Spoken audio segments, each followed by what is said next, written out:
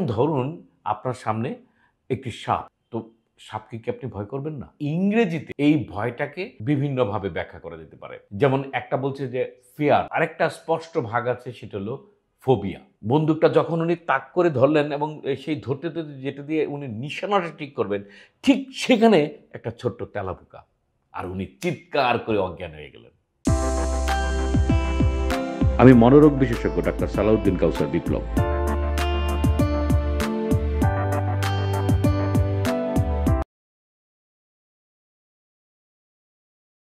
ছোট ছেলেমেয়েরা এখনো একজন আরেকজনকে ভয় দেখানোর জন্য বেশ কিছু অঙ্গভঙ্গি করে। যেমন এমন করে, কেউ হয়তোবা জিভ বের করে অথবা আরো বিশেষ অঙ্গভঙ্গি করে এমন একটা পরিস্থিতি তৈরি করে যাতে শিশুরা ভয় পায়। বা এটা বেশিরভাগ ক্ষেত্রে আনন্দের ছলেই আমরা করে থাকি। আমরাও কিন্তু করেছি বা এখনো কিন্তু ছেলেমেয়েরা করে। তো এই যে ভয়, ভীতি সেটা দেখাতে কতক্ষণ পর্যন্ত সেটা একটা শিশুর জন্য স্বাভাবিক বা কতক্ষণ একটা মানুষের জন্য এটা নরমাল, আ এটা কিন্তু আমাদেরকে জানতে হবে। ভয় মানে যে সবসময় খারাপ তা কিন্তু না। আসলে ভয় এবং ভীতি বাংলায় আসলে এই ২ টাকে পার্থক্য কতটুকু করা যায় আমি ঠিক জানি না বা এটার মধ্যে কোনো পার্থক্য আছে কিনা। কিন্তু ইংরেজিতে এই ভয়টাকে আ বিভিন্নভাবে ব্যাখ্যা করা যেতে পারে বা ব্যাখ্যা করা হয়। যেমন একটা বলছে যে ফিয়ার, আবার কেউ অ্যাংজাইটি বা উদ্বিগ্ন হওয়াটাকেও আ এই ভয়ের মধ্যে নিয়ে আসছেন। আবার আরেকটা স্পষ্ট ভাগ আছে সেটা হলো ফোবিয়া। তো এখন ধরুন আপনার সামনে একটি সাপ। আপনার সাপ সামনে আসছে, আপনি সাপের সামনে যাচ্ছেন। তো সাপকে কি আপনি ভয় করবেন না? যতক্ষণ পর্যন্ত আপনি সাপকে ভয় করেন, আপনি সাপ থেকে পালিয়ে যাওয়ার চেষ্টা করবেন। এটিই স্বাভাবিক। তো ইংরেজিতে এই ভয় এবং পালিয়ে যাওয়ার বিষয়টাকে কেউ বলে flight and a fight and flight reaction. আবার কেউ বলে এই ফ্রাইটেনিং এর কারণে এই যে দৌড় দেওয়া বা এখান থেকে পালিয়ে যাওয়া, ফ্লাইটের মতো করে বিমানের মতো করে বা উড়োজাহাজের মতো করে এখান থেকে পালিয়ে যাওয়া। এই যে রেসপন্স একটা ভয় থেকে পালিয়ে যাওয়া, এটা কিন্তু খুবই স্বাভাবিক। তো যে রেসপন্স আমার মধ্যে এক ধরনের ভয়ে সঞ্চার করে, সেটার কারণে আমি পালিয়ে যাব, সেটাই স্বাভাবিক। তাহলে কার সামনে থেকে আমি পালিয়ে যাব? কোন বস্তুর, কোন স্টিমুলেশন, কোন বিষয়ের সামনে থেকে আমি পালিয়ে যাব? এটা কিন্তু খুবই ইম্পোর্টেন্ট। তো যে বিষয়ের সামনে থেকে আমাদের পালিয়ে যাওয়া উচিত, তার সামনেই আমরা পালিয়ে যাব। যেমন সেটা ভয়ংকর কিছু হতে পারে আম আম আ আগুন, সাপ বা কেউ হয়তোবা আ কুকুরকে ভয় পায়, কেউ আমরা বড় জন্তুর কথা চিন্তা করলে তো ভয় পাবোই। আ আবার আমরা যাকে ভয় পাই সে মুরুব্বি বা টিচার, তার সামনে থেকে পালিয়ে যাবো, ভয় পাবো, এটাও কিন্তু স্বাভাবিক। এই যে ভয় পাওয়া এবং সে কারণে সেখান থেকে পালিয়ে যাওয়া।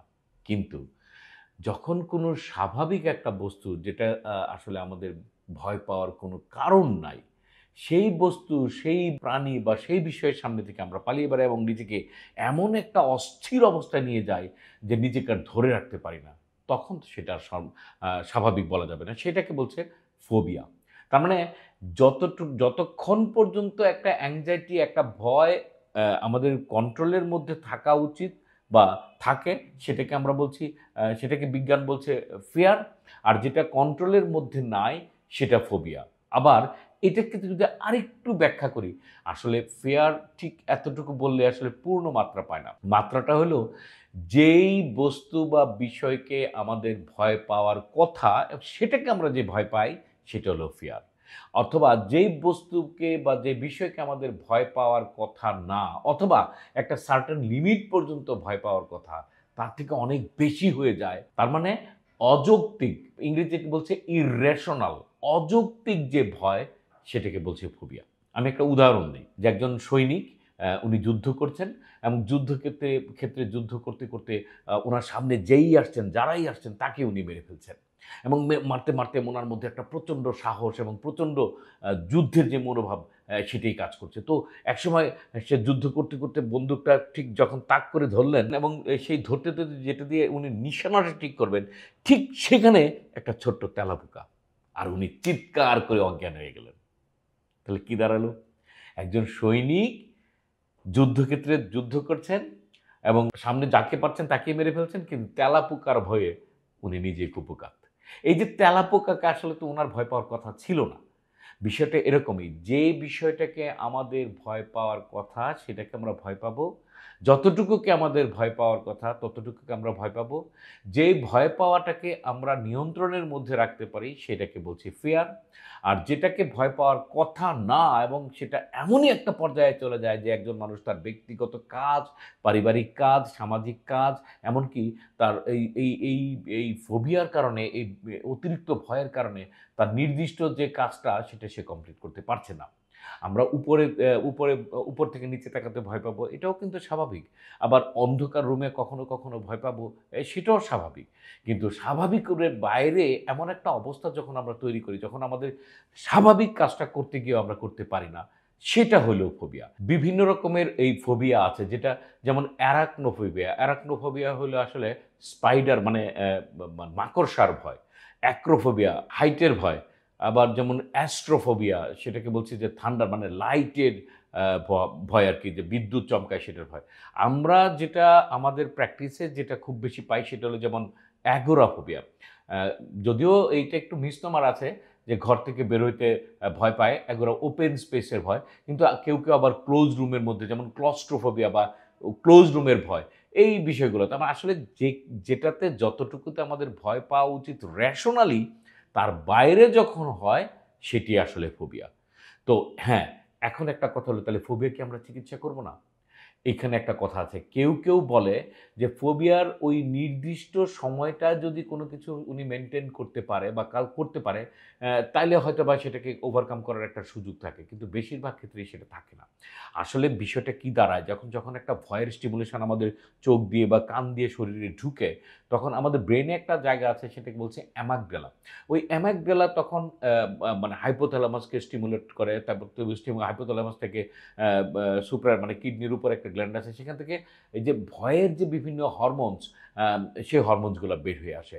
সে অ্যাড্রেনালিন, নরঅ্যাড্রেনালিন, কর্টিসল, মানে এই হরমোনগুলো বেড়ে এসে আমাদের কিন্তু এই ধরনের একটা রিঅ্যাকশন তৈরি করে এবং আমাদের মধ্যে একটা ভয়ের সঞ্চার করে। তো এই কেমিক্যালসগুলো যদি আমরা কোনো কারণে, এই হরমোনসগুলোকে কোনো কারণে যদি আমরা নিয়ন্ত্রণে রাখতে পারি, তাহলে সেটা আসলে আমাদের এতটা ইররেশনাল ভয় দিবে না। কেউ বলছে সেটা মেডিটেশন, রিল্যাক্সেশন করেও করা সম্ভব। কেউ বলছে ডিসেনসিটাইজেশন, মানে যে বিষয়টার প্রতি আমাদের ভয়, সেটাতে বারবার এক্সপোজ হওয়া, একটু করে সেটার কাছে যাওয়া এবং সেটার থেকে করে আসতে, সেটা থেকেও কন্ট্রোলটা করা সম্ভব।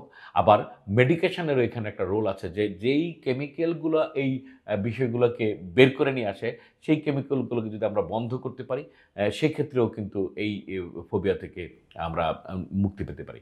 তবে মুদ্রা কথা হলো যে যদি লম্বা সময় ধরে চলতে থাকে কোনো একটা ফোবিয়া, সেটা যেটাই হোক, তাহলে কিন্তু অবশ্যই প্রফেশনাল হেল্প নিয়ে সেটার চিকিৎসাটা করা উচিত।